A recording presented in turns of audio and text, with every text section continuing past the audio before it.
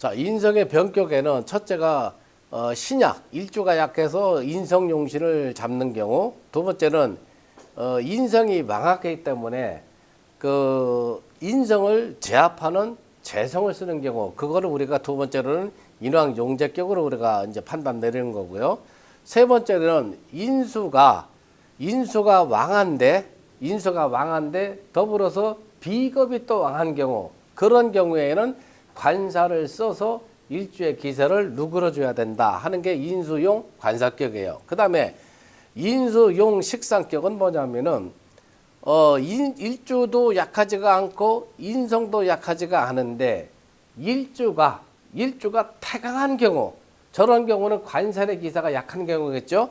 관살의 기세가 약하고 일주가 비겁이 많아가지고 태왕한 경우에는 식상격으로 설계시켜준다. 그래서 네 번째는 인수용 식상격으로는 요거는 수기 유행을 우리가 요구하는 거다. 수기라는 거는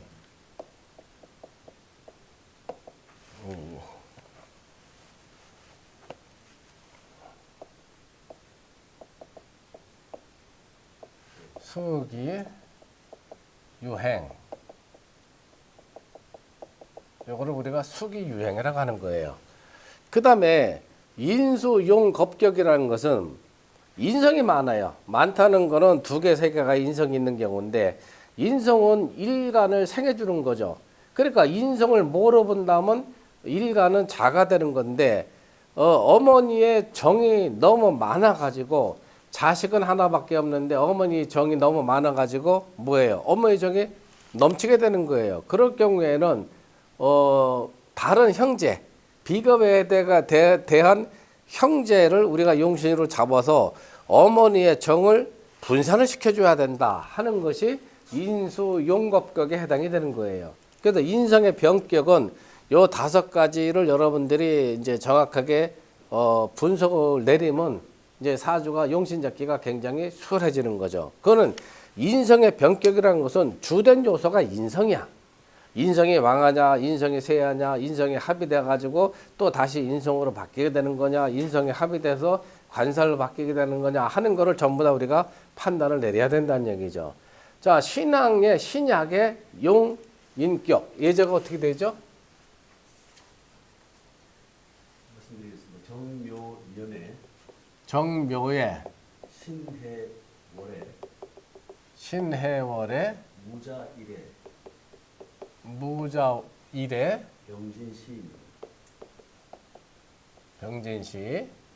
자, 이거 풀어보세요.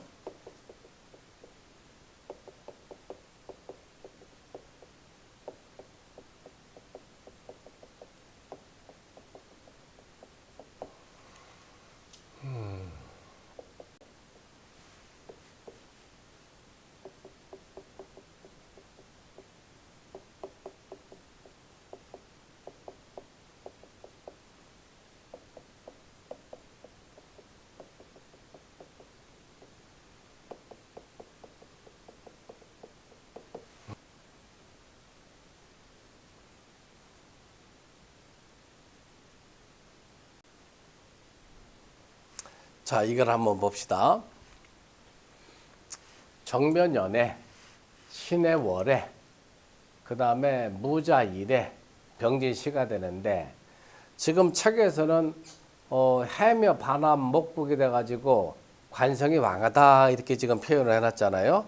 그런데 이것도 아까 말한 것처럼 묘하고 해하고 자리가 바꿔진다면은 해묘 반암 목극이 정확하게 형성이 되는 거죠. 그러나 이거는 원령의 해수가 있기 때문에 이거는 반암 목극이 실기했다. 실기했다는 거는 온전하게 100%를 다 갖추지 못했다. 한 40%, 50%, 한 절반의 기세만 갖고 있다 하는 걸 우리가 실기했다는 표현을 많이 써요. 그렇지만은 병화가 2개가 또 있죠. 병화가 두 개가 또 있고, 그 다음에 밑에 신자 합조가 들어와가지고 재성이 굉장히 왕하죠. 그러면 저 무토의 기세는 왕하다고 판단해야 돼요? 쇠하다고 판단해야 돼요? 자, 요거는 이렇게 보시면 돼요. 사주의 정이라는 거는 일간을 생하는 오행을 우리가 정이라고 해요. 그 다음에 기라는 거는 일관과 오행이 같은 거. 요거는 인성을 의미하고 요거는 비겁을 의미해요. 그 다음에 신이라는 거는 일간의 기세를 설기시키거나 제압하는 경우, 제압해서 일간의 기세를 약하게 만드는 거. 그러니까 요거는 식상이 여기 들어가고, 그 다음에 관살이 여기 들어가고, 그 다음에 재성이 여기 들어가는 거예요. 자, 그러면은 요 사주는 정이 많으면은 우리가 신 강하다고 하는 거고, 기가 많으면은 신왕이라는 표현을 많이 쓰고, 그 다음에 신이 많으면은 우리가 신약이라는 표현을 쓰는데, 지금 요 사주는 정묘년에 신의 월에 무자일에 병진시에 태어난 이 사람은 신강 신약 중에서 우리가 어떻게 판단을 내려야 되려나요? 신 강하다고 해야 될까? 신 약하다고 해야 될까? 신 약하다고. 예. 왜 신 약하다고 판단할까요? 지금 병정화가 천간에 들풀 때 있긴 하지만 그 지지나 지장 간에 그 같은 오행이 없어서 허령하다고 보고요. 기타 월지하고 일지를 차지하는 게 이제 그 신이니까 전체적으로 신약하다. 지금은 이거는 월령 해소하고, 그 다음에 일지 자수하고, 그 다음에 시지 진토하고 자진 반합 수국이 정확하게 들어와 있죠. 그렇게 된다고 하면은 재성이 왕하니까 무토의 기세는 굉장히 약하게 되는 거죠. 이런 경우에는 인성을 용신으로 잡아가지고 사주를 중화를 이루어야 된다. 그렇게 판단해야 되는 거죠. 그래서 책에서는 병화 용신을 잡는다고 아마 썼을 거예요, 여기에. 용신은 시간 병화다. 시간 병화를 써야 되죠. 자, 그러면은 왜 정화를 못 쓰고 시간 병화를 써야 되느냐? 그것도 우리가 이제 한 번쯤 의심을 한번 가져봐야 되는 거죠. 왜 연간에 있는 정화를 쓰지 못했을까 하는 거 우리가 한번 분석을 해볼 필요가 있죠. 왜 그랬을까?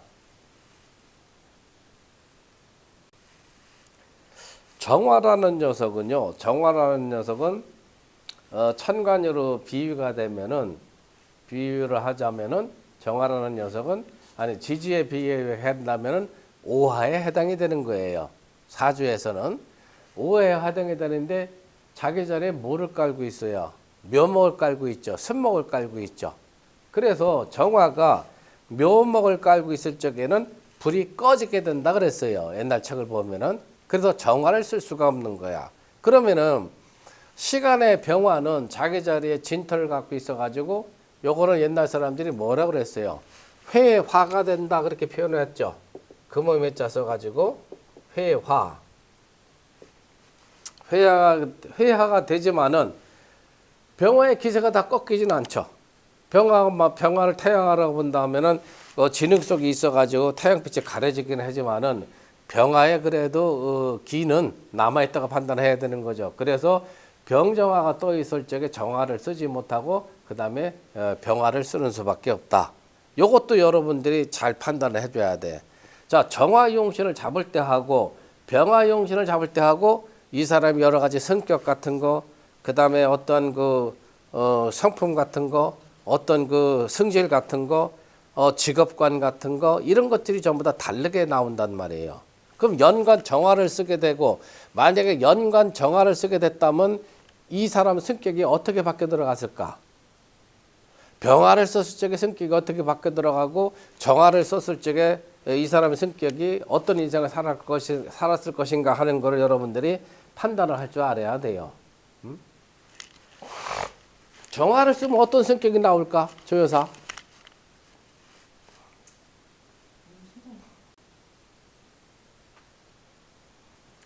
무토는 어떤 상태의 흙이에요? 무토는 자연 상태의 흙이죠. 그렇죠? 그런데 정화는 지금 우리가 어떻게 판단을 해요? 그러면 정화용신을 잡을 때 하고 병화용신을 잡을 때 하고 이제 어쩔 수 없이 묘목이기 때문에 정화용신을 쓰지 못하는데 만약에 정화용신을 쓰게 된다고 한다면은 정화하고 무토의 그 상관관계를 보면 우리가 어떻게 판단을 내려줘야 되려나? 병화용신을 쓰는 경우는 사람이 굉장히 포용력이 있어. 성격이. 정화용신을 쓰게 된다면 자기밖에 몰라요. 그렇게 바뀌어 들어간단 말이야. 그러니까 정화를 써야 되느냐 병화를 써야 되느냐. 만약에 우리가 연지에 있는 오행에 따라서 그러면 정화를 쓴다 하면은 이거는 사람이 포용력이 없게 돼 있어. 그 다음에 반드시 문서에 관한 문제가 들어오게 돼 있어요. 그러니까 여러분들이 중급 과정을 공부한다는 거는 이제 기초 단계에서 한참 여러분들이 높이뛰기를 지금 해서 올라온 거야. 굉장히 심도 있게 여러분들이 분석을 내리지 않으면은 뭐 용신을 잡는다고 한들 이 사주의 변화를 모르면은 그 용신 백날 잡아봐야 뭐 하나? 응? 그런 것도 이제 오늘 여러 가지 새로운 걸 많이 배우는데 여러분들이 좀 머릿속에 새겨둬야 될 것 같다 하는 생각이 들어요. 자, 두 번째로는 뭐를 또 우리가 해야죠? 인왕 용접적이죠? 예. 자, 두 번째 인왕.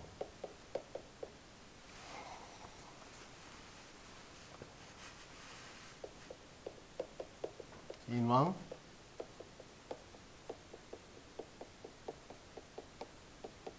용접적이다. 인성하고 재성은 서로 상급관계예요. 그래서 인성하고 재성은 상급관계다.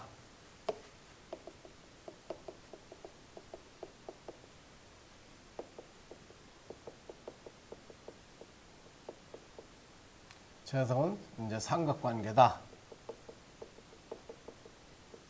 상급관계이기 때문에 사주상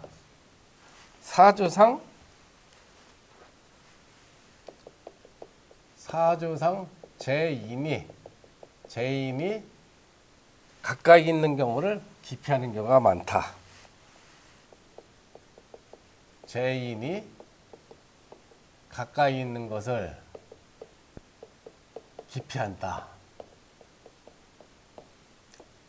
두 번째로는 인성이 망하다고 한다면은 인성이 망한데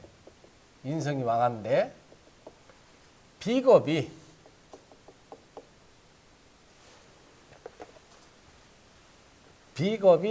제 역할을 하지 못하는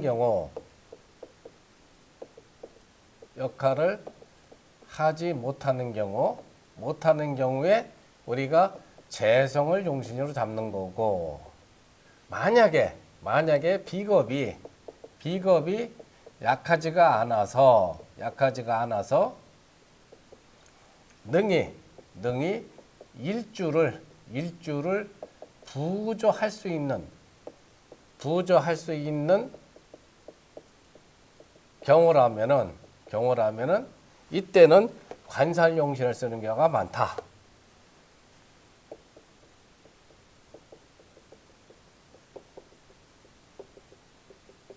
관살을 용하는 경우가 많다. 인성이 망해서 재성을 쓰는 경우도 이 두 가지를 우리가 세밀하게 분류를 해줘야 돼요. 그런데 만약에 인성이 일주가 타약하다 하면 어떻게 문제가 들어왔어요? 일주가 타약하다. 일주가 타약한 경우라면은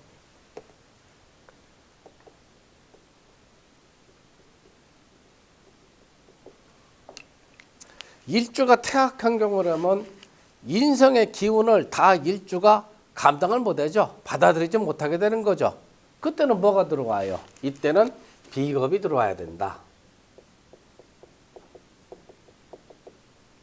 비겁이 있어야 사주가 중화를 이룬다.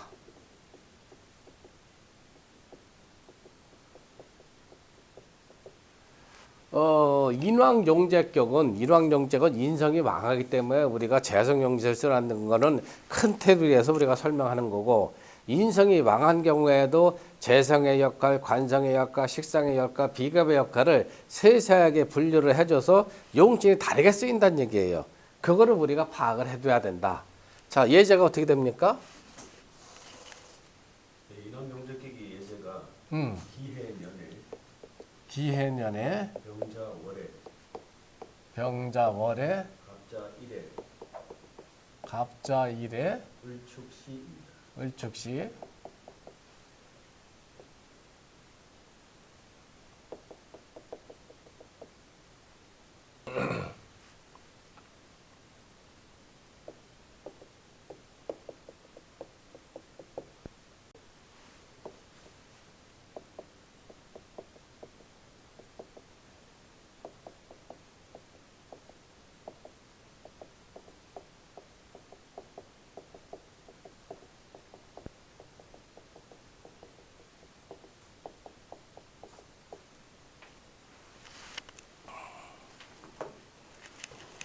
자, 요 사주는 요 사주의 특성을 한번 얘기해 볼까요? 요 사주의 특성을 한번 얘기해 볼까? 이제 뭐 이 선생도 지금 초급에서 뭐 올라온 지 얼마 안 되니까. 자, 배 선생이 한번 설명을 해봐. 한강안목이 자월 추운 겨울에 이제 태어났는데 그 지지가 해자축 방합 수국을 형성하고 있어서 추운 데다가 수기가 태왕하면서 인성이 강한 그런 사주입니다. 그래서 이 자월이니까 원래 이제 조를 해가지고 점정화를 쓰는 게 좋은데 수기가 너무 태왕하다 보니까 이제 인성가의 유경제품이라 천간 기토로 이제 개성을 이용해가지고 이렇게 쓰는 게 맞다. 그 뭐 인왕용제격이니까 뭐 그 설명은 그렇게 하지만은 이제 숨어 있는 이치를 우리가 이제 깨우쳐야 되겠죠. 그렇게 해서는 그게 뭐 정확하게 그렇게 답이 되나? 이 사주가 해자축에 이제 방합 수국을 형성해 가지고 간목이 지금 어떻게 돼 있어요? 간목이 일종의 수범 목부의 형태가 돼 있죠. 수범 목부의 형태가 돼 있죠. 자, 그런데 수범 목부의 형태가 된다면 이 사주는 단명으로 들어가야 되는 거예요. 그런데 단명으로 들어가지 않고 단명으로 들어갔으면 옛날 책이니까 단명이라는 표현을 썼을 텐데 단명이라는 표현이 쓰지가 않았단 말이에요. 그러면은 이 사주 일간이 생존할 수 있는 여건이 무엇이 형성이 돼서 그랬던 걸까 하는 걸 여러분들이 판단을 해야 되겠죠. 뭐가 있기 때문에 이 사람이 단명을 면했을까 하는 거 생각을 해보세요. 파악을 해봐. 그 책에 없지 이 사람아. 책 보고 전부 다 대답을 하는 거 맞아. 아이고 참. 그러게 뭔가가 뭐 철학원을 하고 뭐를 하고 그러려면 그렇게 해서 되겠냐 그게? 응? 그 연지 해수 때문에 간목이 좀 너무 신약하진 않다라고 볼 수 있죠. 그 단명을 망한 게 연간 해월 해수 때문에 혹은 이제 시축토. 만약에 자수가 아니고 해수라고 한다면은 저거는 뭐라고 설명해서 사자성어로? 그렇죠. 간목명화가 돼서 간목이 약변강이 되는 거죠. 그런데 여기는 요거는 저 을목 때문에 그러는 게 을목 때문에 간목의 기세가 수범 목부의 상황이 되지가 않았다. 기토 역할은 크게 역할을 하지를 못해요.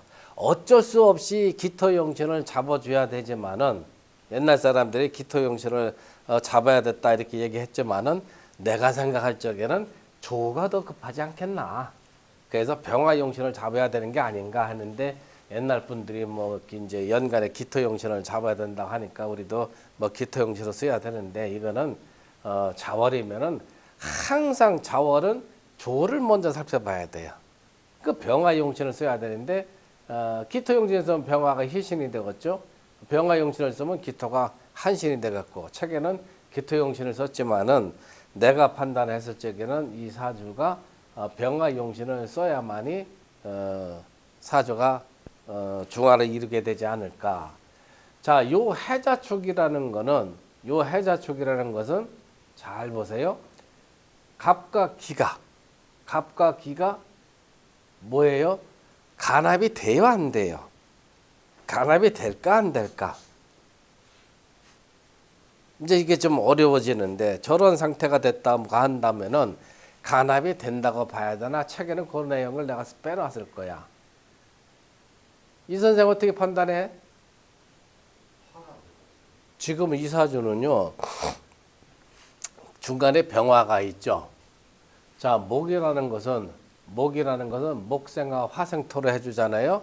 목생화 화생토를 해가지고 저 기토의 성질이 이제 무토의 성질로 바뀌어 들어가는 거야. 그 다음에 해중에 무토가 있잖아요. 그래서 책에는 설명을 안 해놨지만은 저 기토의 기세가 아주 타약하다고 볼 수가 없다. 그래서 자월은 항상 그 천지가 한동하잖아요. 전부 다 얼어붙었는데 자월의 절기가 어떻게 돼요? 자월의 절기가 어떻게 돼? 대설이잖아. 대설. 소환이 12월 달이고 대설 다음에 동지죠. 그래서 책에는 없지만은 저기 날짜가 갑자일이 만약에 동지가 지났다고 한다면은 양의 기세가 일양이 태동이 되니까 그때는 기토용신을 써도 무방하다. 그러나 그런 표현이 없기 때문에 자월이 대설에서 동지 사이라고 한다면은 아직도 한동안 기세가 남아있기 때문에 그때는 병화를 용신을 써야 된다. 그 얘기를 지금 해주고 있는 거예요. 그래서 항상 절과 절 사이에 있는 그거를 우리가 분석을 내려줘야 된다.